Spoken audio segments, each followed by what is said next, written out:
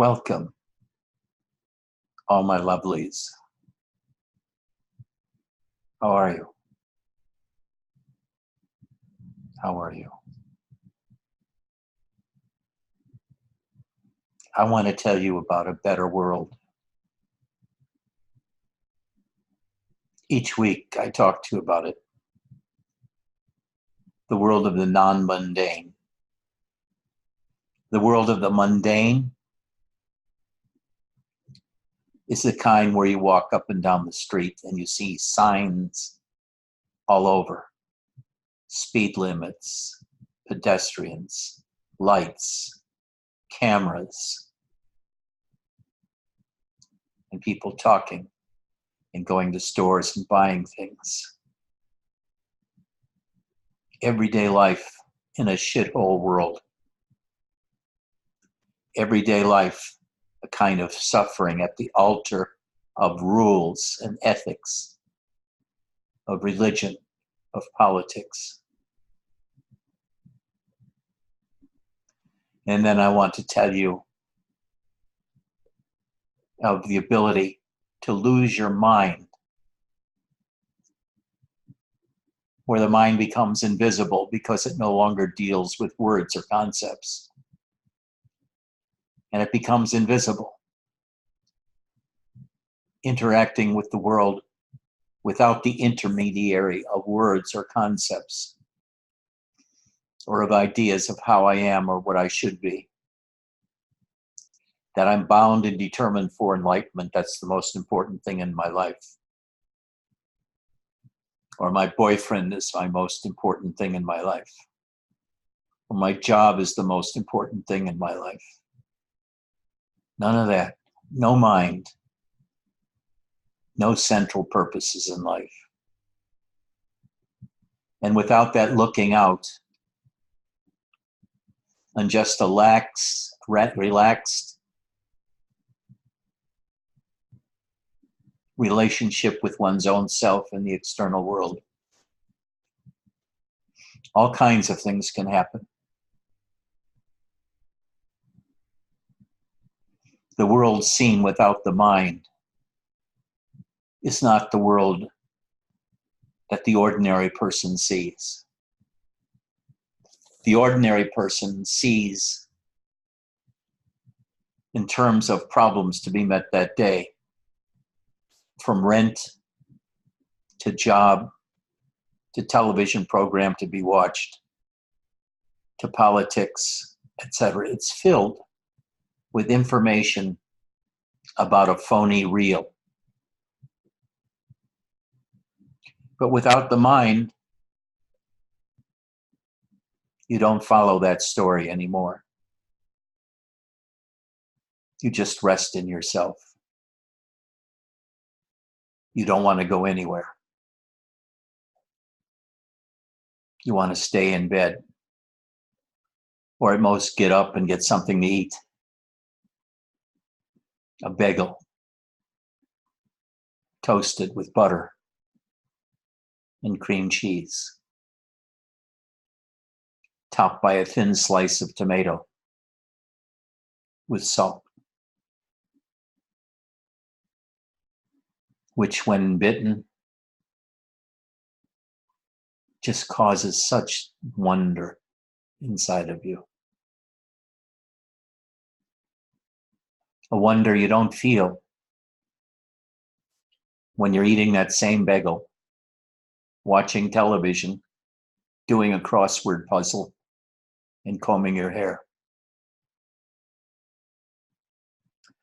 When your mind is gone, a new world appears.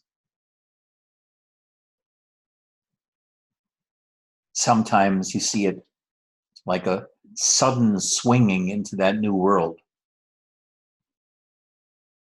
It hits you in the head like a brick or a hammer, and you're stunned because you see how phony your world was and is.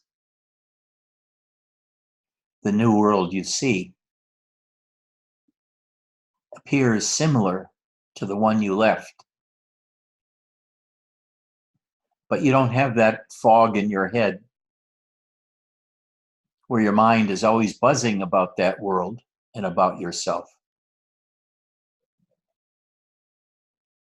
That inner fog of thinking dies, leaving you with a mind that's not visible anymore, because mind becomes visible only when it uses words or concepts or streams of thoughts to come to some conclusion. But the mind can function without logic, without words, without the usual thought processes. And when it does that, it's spiritual intelligence, the divine life, or the life divine. It's hard to describe what the mind is like then, but it feels that there are like 1,000 tentacles coming out of your heart, chest, and the rest of your body. And like a machine, it's going over the entirety of existence out there with these feeling tentacles that calculate everything. The speed with which the wind blows, the flower blowing in that wind, the rippled water caused by that wind. And you feel it inside of yourself rather than just watch it without judgment. If your mind is there, it may judge and say, how pretty, how exciting, how ecstatic. But without the mind, you become the ecstasy of an ever-changing world of energies, of life, of trees blowing in the wind with a rushing sound, and the birds flying overhead, a squirrel sitting 10 yards away, and you feel ecstatic, no longer distracted by thoughts of the mind about the mundane world. You're immersed in your own life force, doing nothing but feeling yourself and the world. What ecstasy! What ecstasy! What bliss for a person that has no mind and just rests in himself or herself.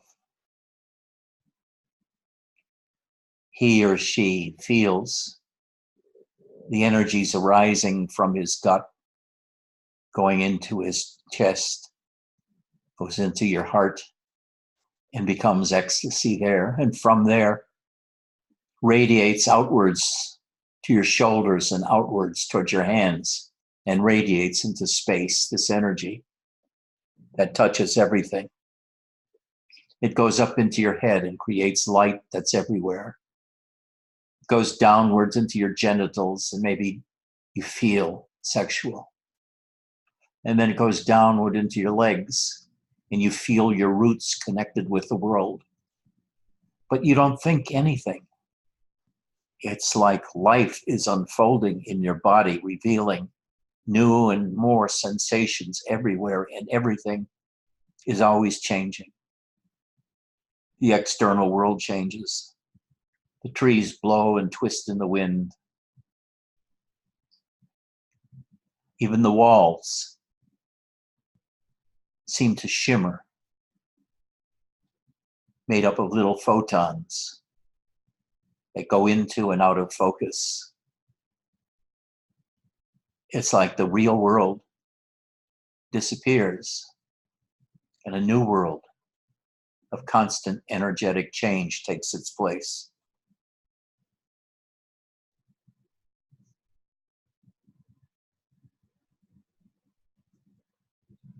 When you're in that world of no mind, nothing bothers you. You feel ecstatic, or at least joyful all the time. You have a ridiculous smile on your face all the time. You feel like you're at the foot of God all the time. You feel His power as your own all the time. And then someone taps you on the back and starts talking to you and brings you out of the divine and makes you focus on their world for a moment. And you lose it for a moment until you can walk away and become alone again.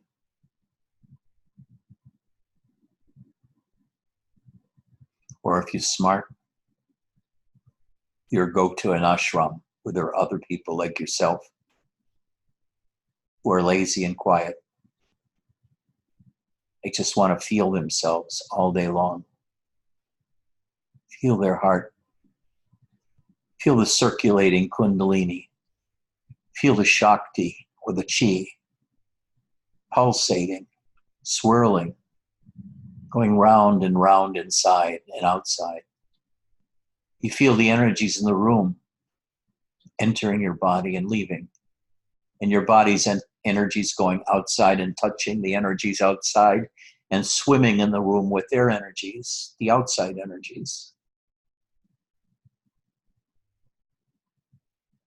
And then sometimes you feel very strongly those energies coming together inside of you. And you can recognize it as life itself. Life itself has taken an energetic form inside of you so that you can see and communicate with. This is like God the Father or God your big brother. All powerful, all knowing, and you just smile in His presence. You worship God, whether as a male or a female. The worship is so ecstatic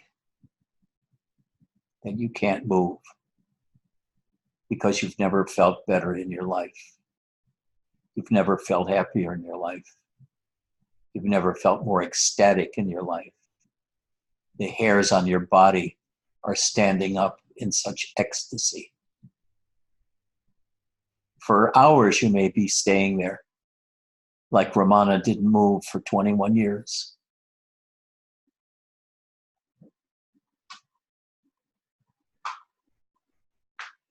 In the ecstasy of your own self, without the mind, the slightest hint of mind. The mind of such a person is not thinking in terms of no self, no separate self, non-dual, eternity, no space, form or emptiness. No words come. Barely do any forms impress themselves on you, because all that you feel is bliss and ecstasy.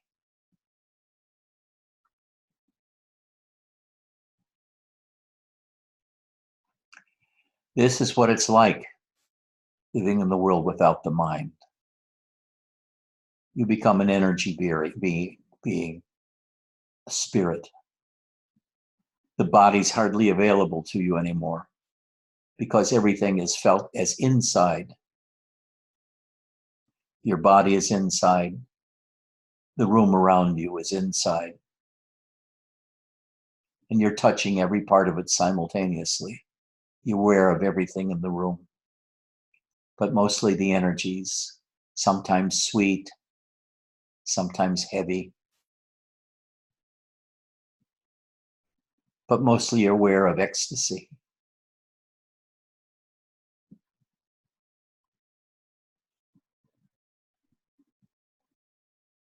And people come to you and ask you what you feel. And for a second, you snap out of it. And you realize they need an answer that suits them, but will not be the absolute truth. So you give them teachings with ideas about God or emptiness or the falseness of the mundane world or anything like that, to fill them up with something like you feel when you're in that world. But it's only a suggestion for them to follow because they don't have the state that you have. So you make suggestions of what it's like to be in that world rather than to give them ideas how to get there, like do self-inquiry or do spiritual push-ups or do bows, 1,000 bows a day, or prayers, or looking for the self, finding the I am, finding emptiness. You know what all of these things mean from personal experience, having done these over years. But the person you speak to does not. It's a first time for them. How do I practice self-inquiry? Do I just look inside and look around? Do I do a mantra?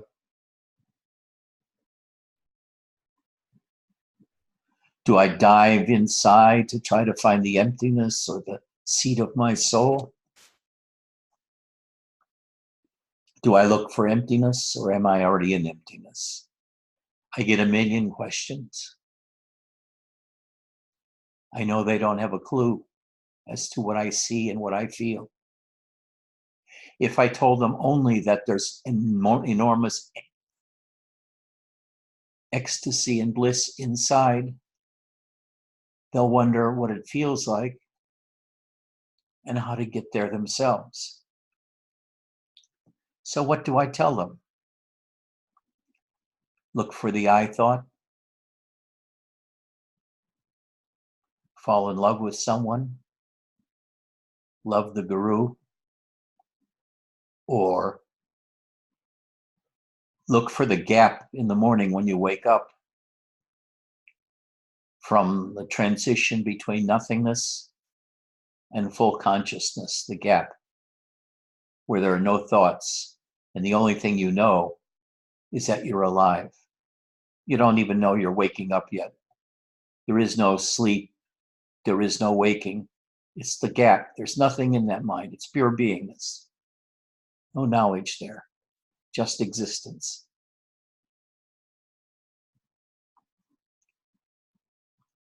Or you can tell them, the person who wants to know what it's like in your world, and tell them about the 40 or 50 years of struggling you've done, the exercises you've practiced, the results of each, how you found emptiness, how you found no self,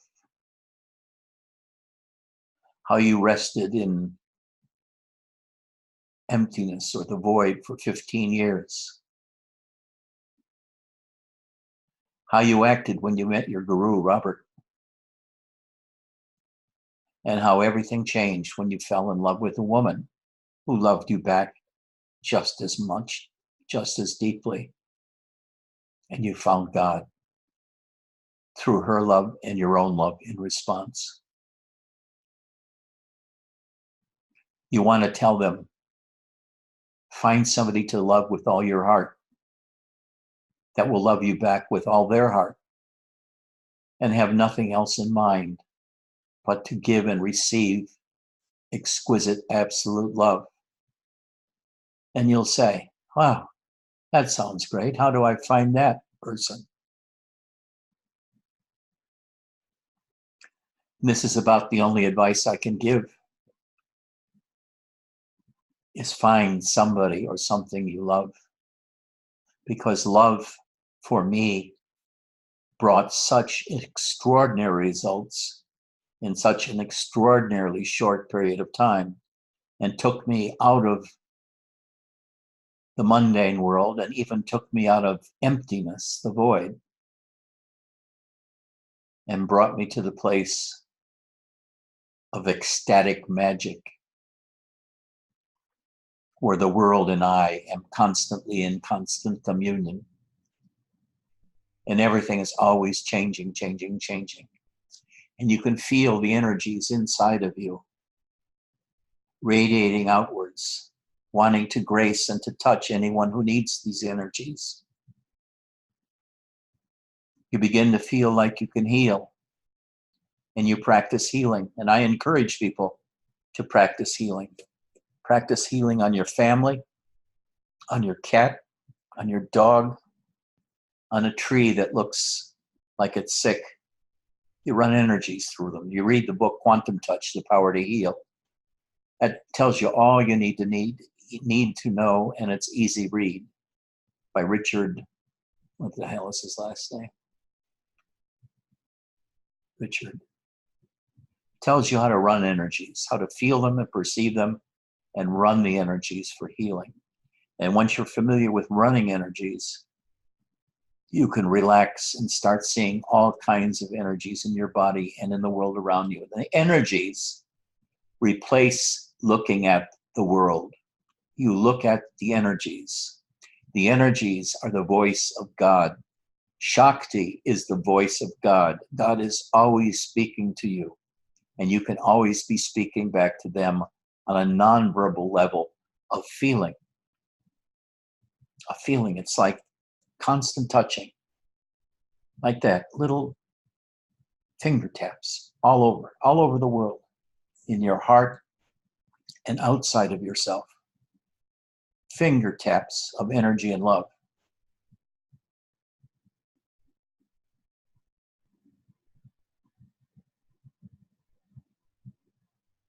So, the person who is enlightened lives outside of time, lives outside of space, lives outside of the ordinary world and its concerns. It lives outside of ethics. He lives outside of morality. He lives outside of all systems and all knowledge. He doesn't believe even physics. All truths become just, what would you call it? Convenient fictions that may work sometimes and not other times, but don't take them seriously. Because he's in direct communion with God and direct communion with the world. How do you convey this to another? The only way that I found that works is because I've tried every other way of speaking about it. And I can only convey it directly by speaking about how I experience the world, while at the same time, with my intention and my energy and the way I talk about it, to induce just that within you, a glimpse of that world of enlightenment, a glimpse of the happiness inside, a glimpse of the energies inside, a glimpse of what consciousness like this is inside, pure, flowing.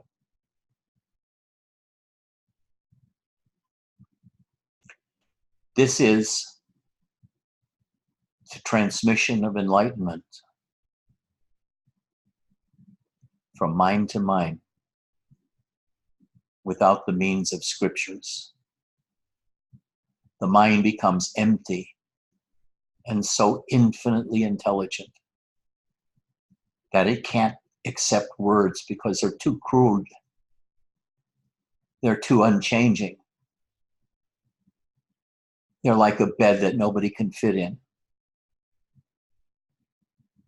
And you substitute for it the intelligence of your sensitive fingers touching everything energetically. And after a while, you begin to feel the sweep of energies through you all the time. But especially when you lay down to go to sleep, you can feel them. Or in the morning when you wake up, you just lie in bed and feel the energy sweep through you. And you wish so very much to give this to other people because you know for 40 years you struggled to become enlightened, and all the other struggles you had to do this, to do that. And you realize that struggling is not where it's at. Relaxing is where it's at, but it's not just the ordinary relaxing. It's relaxing without the presence of the verbal mind. There is no place for the verbal mind in this new world. There's just the touching, and communications of energies, constantly awash in the voice of God and his communications, or her communications. My first experience of God was as light and energy, and it was of a male lightness and light and energy, not female. But then I began to know this energy is Shakti, which is a female form, but I'm still more comfortable with the male, attributing maleness to these energies because they're so vast, so powerful, and yet they're very sweet and quaint too. I feel these energies circulating within me now all the way, and I feel them circulating throughout our Sangha, even though we may be continents apart, thousands of miles apart. I feel you in my heart. I feel you in my gut. I feel you in my back. I feel your presence as a sense of presence. I feel you as a life form, like that woman I fell in love with. I perceived her life form within her body and fell in love with that, only to find it within myself. And finding out that that life form was life itself, is spirit, not body. I am spirit, I am life.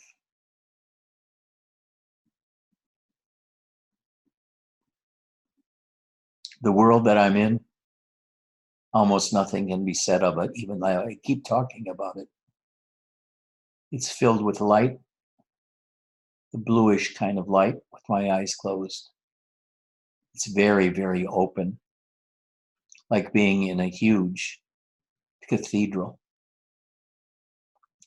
with ceiling and walls far off, and yet without an echo. But the ceiling and the walls are covered with feeling, with energies, with perceptions, tactile sensations. And they all energize you, enlighten your nerves inside, and sweetly wash over your heart.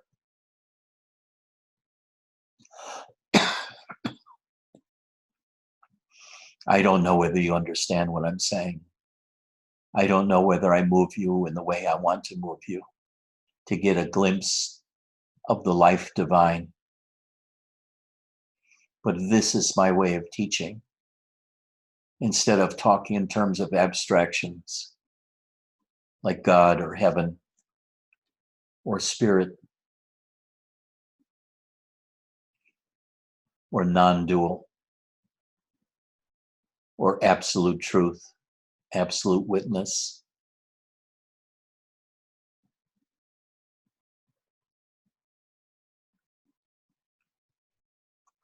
Or Atman and Brahman. All of these dead spiritual concepts.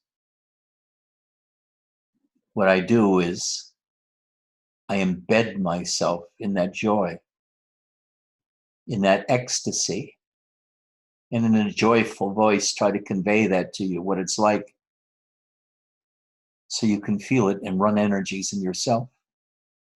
Feel the energies in yourself.